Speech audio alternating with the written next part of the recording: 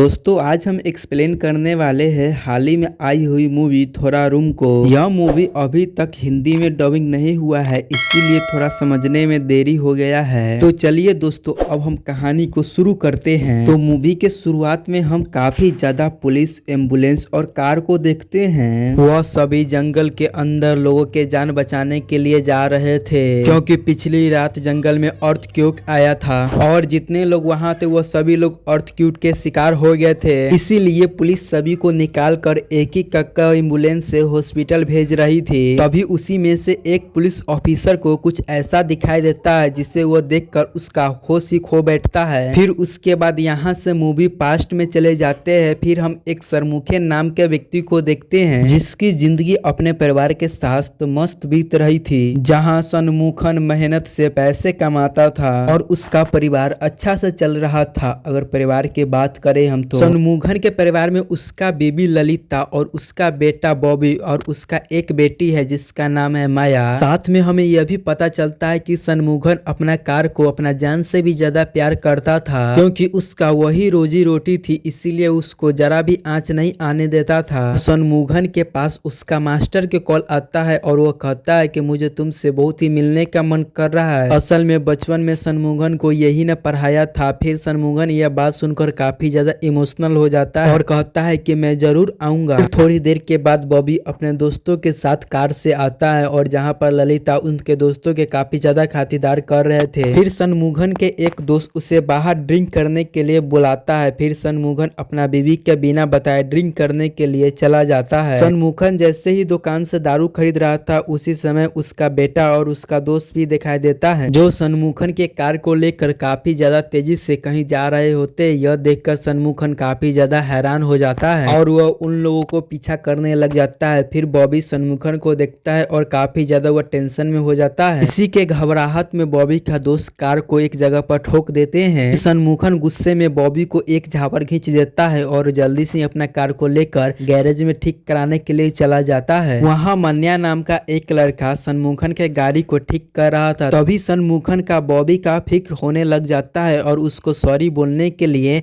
काफी ज्यादा कॉल करने लग जाता है, लेकिन बॉबी सनमुखन का कॉल को नहीं उठाता है क्योंकि वह काफी ज्यादा अपना पिता से गुस्से में था। दूसरी तरफ सनमुखन का दोस्त का कॉल आता है और वो कहता है कि मास्टर जी इस दुनिया को छोड़कर चला गया है, जिससे सुनकर सनमुखन काफी ज्यादा दुख हो जाता है। सनमुखन अपना बेबी और अपना बच्चे को लेकर मास्टर जी से मिलने के लिए जाता है और वह कभी सोचा नहीं था कि मास्टर जी इतना जल्दी उसे छोड़कर चले जाएंगे। फिर उसके बाद मास्टर जी के अंतिम संस्कार हो जाता है। फिर कुछ दिनों के बाद सनमुखन अपने घर जाता है। गराज ऑनर कुटी चंद उसके अपने साथ थाना में ले जाता है और रास्ते में सनमुखन बार बार उससे पूछता है कि आखिर हम लोग थाने क्यों जा रहे हैं, और एक बार भी कुटी चंद उसका सवालों के जवाब नहीं देता है। फिर थाना पहुंचने के बाद कुटी चंद बताता है कि पिछली रात मन्या चुपके से तुम्हारे कार के जरिए ड्रग्स सप्लाई करने जा रहा था, लेकिन उसे पुलिस ने रंगे हाथ पकड़ लिया। लेकिन मन्या ने पुलिस के हाथ से छूटकर भाग गया था और सनमुखन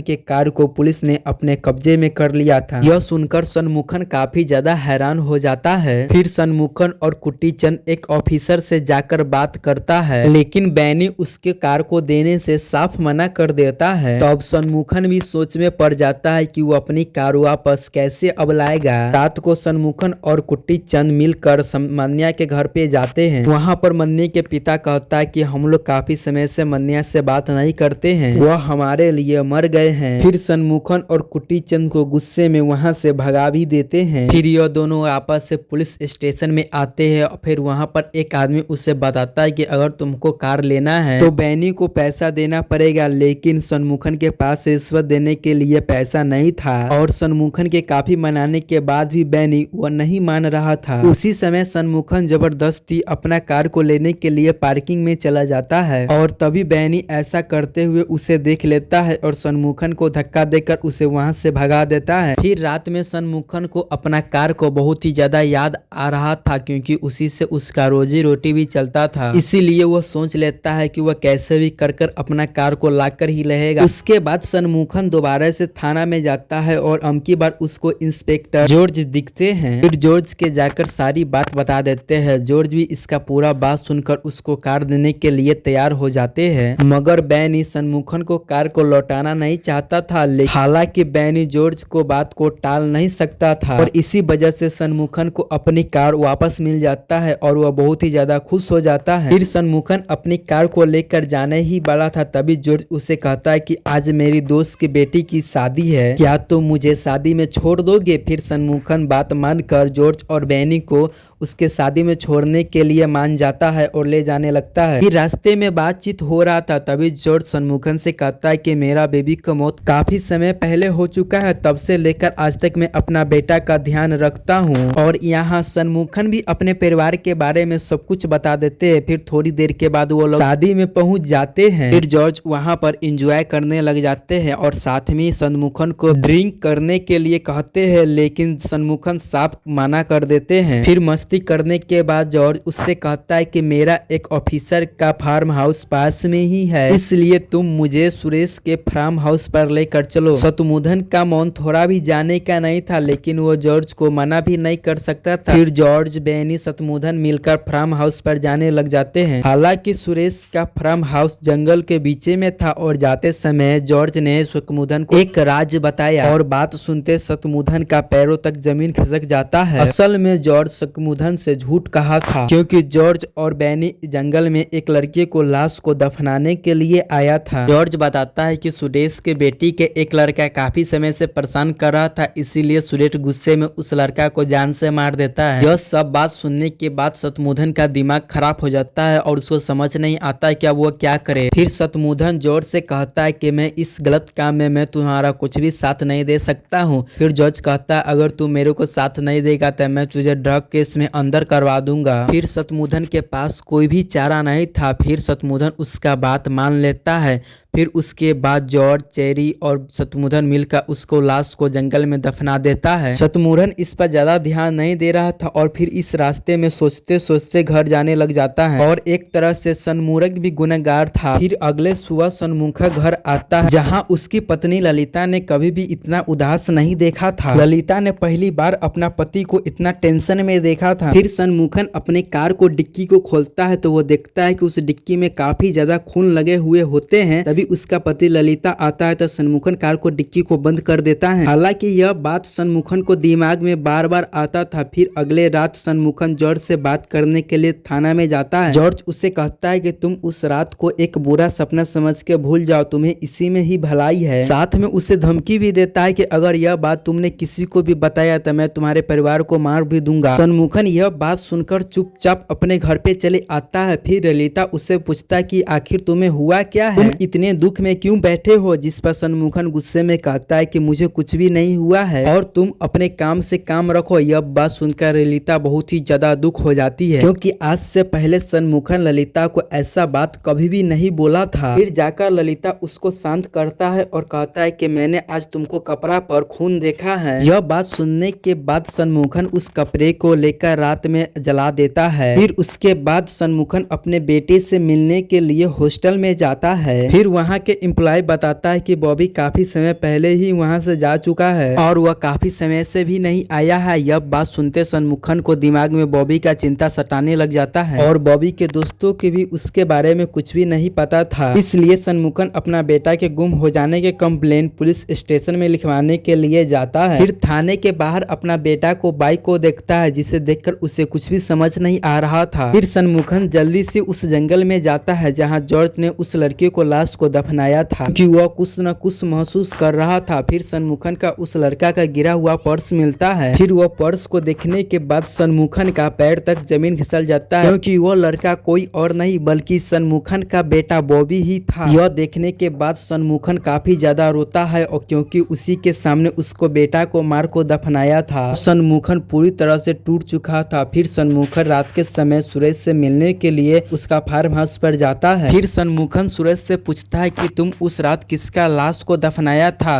सुरेश सनमुखन से बात को समझ गया था कि अब उसको सब कुछ पता चल गया है, लेकिन इसके बावजूद भी सुरेश उसको कुछ भी नहीं बताता है। उसके बाद यह मूवी प्रेजेंट में शिफ्ट हो जाती है। तब पुलिस अर्थक्वेक से शिकार हुए लोगों के हॉस्पिटल भेज रहे थे, तब उसे एक बोरे में उस लड़के को लाश मिलता है और यह न्यूज पूरा मीडिया में फैल जाता है। फिर दूसरी तरफ हम देखते हैं कि बेनी जोर से बात करता है और कहता है कि अगर सबको पता चल गया कि हम लोगों ने शत्रुघ्न को बेटा को मारे हैं तो हम लोगों को जेल हो जाएगा। तब जॉर्ज कहता है कि कुछ भी नहीं होगा और हम इस मामले को संभाल लेंगे। इतना कहने के बाद जॉर्ज सुदेश को कॉल करता है मगर सुदेश एक बार भी कॉल नहीं उठाता है। तो इसलिए बेनी सुदेश को पता लगाने के लिए उसका घर पर जाता है मगर वहाँ पर भी सुदेश नहीं मिलता है। फिर बेनी को इस बात से डर लगने लग जाता है कि कहीं शत्रुघ्न ने सुदेश को किडनैप तो नहीं कर लिया है, क्योंकि शत्रुघ्न ने अपने घर से कुछ दिनों से गायब था। फिर रात में जॉर्ज शत्रुघ्न के घर जाकर उसके बीबी से कहती है कि मुझे आपका बेटा को लाश मिला है। यह बात सुनकर ललिता का तो होश ही उड़ जाता है। फिर तभी हम सुदेश को देखते हैं जिसे शत्रुघ्न ने एक कमरा में बंद कर उसे बुरी तरह से मार चुका था। फिर शत्रुघ्न सुदेश से कहता है अगर तूने मुझे सच्चाई नहीं बताई तो मैं तुझे जान से मार दूंगा। सुदेश कहता है कि यह सब जॉर्ज का प्लान था और जॉर्ज तुमसे झूठ बोला था कि मैंने उस लड़कों को मारा है, लेकिन सच्चाई तो कुछ और है। इतने में शत्रुघ्न को जॉर्ज कॉल करता है और कहता है कि तुम्हारे बेटा के कुछ भी नहीं हुआ है और वो अभी जिंदा है और मैं तुमसे बात करना चाहता हूँ। अब शत्रुघ्न अपने बेटे के लिए जॉर्ज को जज्बाती होकर अपना एड्रेस बता देता है। फिर अगले दिन जॉर्ज शत्रुघ्न से मिलने के लिए उस एड्रेस पे आता है और वो कहता है कि तुम मेरा कुछ भी नहीं बिगाड़ सकता है और मैंने ही तेरा बेटा को मारा है। यह बात सुनने के बाद शत्रुघ्न जॉर्ज को बहुत ही बुरी तरह से मारने लग जाता है। तभी उसी जगह सभी पुलिस वाले आ जाते हैं। फिर शत्रुघ्न एक एक करके सभी पुलिस वालों को मारने लग जाते हैं। फिर आखिर में शत्रुघ्न को पुलिस वाले पकड़ लेते हैं और साथ में बॉबी के मर्डर के इल्जाम में ललिता और उसका बेटी को जेल में डाल देता है। फिर वहीं सभी पुलिस वाले मिलकर शत्रुघ्न को पकड़ कर ला कर जेल में रख देते हैं। फिर जॉर्ज बेनी से कहता है कि हम लोग सबको यही बताएंगे कि बेबी अपना बहन के साथ जबरदस्ती कर रहा था और शत्रुघ्न ने बॉबी को रोकने की कोशिश किया तो उस दोनों के बीच झड़प होने लगा और इसी के दौरान शत्रुघ्न ने अपना बेटा बॉबी को मार डाला। मगर सुदेश शत्रुघ्न को जेल में देखकर काफी ज्यादा दुख था, यानी कि सुदेश एक ईमानदार ऑफिसर था और जॉर्ज के डर के मारे उसका साथ दे रहा था। खैर यह बात पूरी मीडिया में फैल जाता है और शत्रुघ्न के बारे में कुछ गलत बात करने लग जाते हैं। अब अगले दिन ऑफिसर शत्रुघ्न को कोर्ट में लेकर जाते हैं और जज भी शत्रुघ्न को खूनी घोषित कर देते हैं। यह देखने के बाद जॉर्ज मन ही मन बहुत ही ज्यादा खुश हो रहा था। दूसरी तरफ शत्रुघ्न जॉर्ज से अपने बेटे के बदले लेने के लिए तड़प रहा था। इसके बाद जॉर्ज को शत्रुघ्न को पकड़ने का इनाम दिया जाता है और जॉर्ज सभी के सामने अच्छा बनने का नाटक कर रहा था कि कैसे वो अपने जान पर खेल के शत्रुघ्न को पकड़ा है। खैर थोड़ी दिनों के बाद सुदेश जेल में शत्रुघ्न को खाना देने के लिए आता है। वहाँ सुदेश उससे कहता है कि तुम्हें ऐसे हार नहीं मानना चाहिए। अभी हम जॉर्ज और बेनी को देखते हैं कि दोनों मिलकर शत्रुघ्न को मारने का प्लान बना रहे थे। फिर रात में बेनी कुछ ऑफिसर के साथ शत्रुघ्न के पास में आता है, कहता है कि आज का रात तुम्हारा जिंदगी का आखिरी दिन होगा। साथ में बेनी शत्रुघ्न से बताता है कि मैं और जॉर्ज तुम्हारे बेटे के कुत्ते की तरह मारा था। तुम्हारा बेटा अपना जान का भीख मांग रहा था लेकिन मैंने उसे तरपा तरपा कर मारा। यह सुनने के बाद शत्रुघ्न को बहुत ही ज्यादा गुस्सा आता है और वो बेनी को मारने लग जाता है। फिर शत्रुघ्न एक एक करके कई पुलिस वालों को मारता है। फिर वो बेनी को जान से मारने के बाद उसे ही एक बोरे में दफनाने के लिए जाने लग जाता है। शत्रुघ्न ने बेनी के साथ वैसा ही किया था जैसा उसके बेटे के साथ किया था। फिर यह बात जब जॉर्ज को पता चलता है तो जॉर्ज हर जगह शत्रुघ्न को तलाश करने लग जाता है। फिर जॉर्ज शत्रुघ्न को बीवी और उसकी बेटी को बहुत ही ज्यादा तंग करने लग जाता है ताकि वह शत्रुघ्न का पता बता दे। तभी जॉर्ज के पास शत्रुघ्न का कॉल आता है और वो कहता है कि मैं तुम्हारे बेटी के मारने के लिए जा रहा हूँ, अगर तुम्हारा बेटी को बचाना है तो तुम जल्दी से घर आ जाओ। फिर शत्रुघ्न के बात सुनकर जॉर्ज काफी ज्यादा घबराने लग जाता है और अपना बेटी को बचाने के लिए घर जाने लगता है। जब वो घर पर पहुंचता है तो वो देखता है घर के बाहर बेनी का लाश पड़ा हुआ होता है। बेनी का ऐसा हालत देखकर जॉर्ज काफी ज्यादा डर जाता है। उसी वक्त शत्रुघ्न जॉर्ज पर हमला कर देता है और फिर इन दोनों के बीच भयानक लड़ाई होने लग जाता है